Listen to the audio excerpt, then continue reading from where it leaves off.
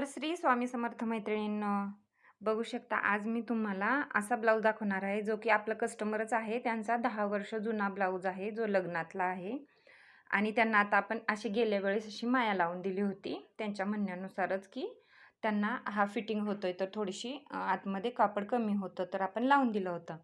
तर या बाजूला बघू शकता सेम एवढं उरलं नव्हतं माझ्याकडं कापड, त्यामुळे थोडासा असा वेगळा कलर वाटतोय. तर त्यांनी उसवून त्याला तो कपडा वरून दिसायला लागला त्यांच्याकडून.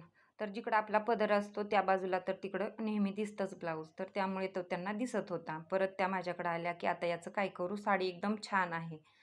तर मग त्यांना मी असा सिल्कचा कपडा आणायला लावला, जो की आपल्या सिल्कचे ब्लाऊज पीस भेटतात ना, एकदम प्युअर सिल्कचे, ते आणायला लावले आणि त्याच्यामध्ये मी त्यांना ब्लाऊज करून दिला आणि त्यांच्या साडीला मॅचिंग होईल असंच माझ्या लक्षात होतं. तर ही बघा पाठीमागे डिझाईन त्यांनी केलेली आहे, तर ती एकदम व्हाईट होत राहिली आहे. तर त्यामुळे ती मी यूज न करता फक्त त्यांची स्लीवची डिझाईन एकदम छान उठून होती.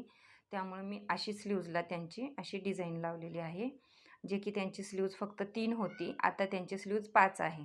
तरीही मला वाटत होतं की कशी होईल, पण एकदम छान लूक आलेला आहे बघू शकता. बॉर्डर लावल्यानंतरही साडीला आता लूक येईन ब्लाऊजला. पण अजून जरा थोडंसं मी त्याच्यामध्ये आपल्या फिनिशिंगची भर पण आणि मेन म्हणजे त्याला पोटली बटन पण असे लावलेले आहेत. त्यामुळे अजूनच लूक एकदम छान वाटतोय त्याचा.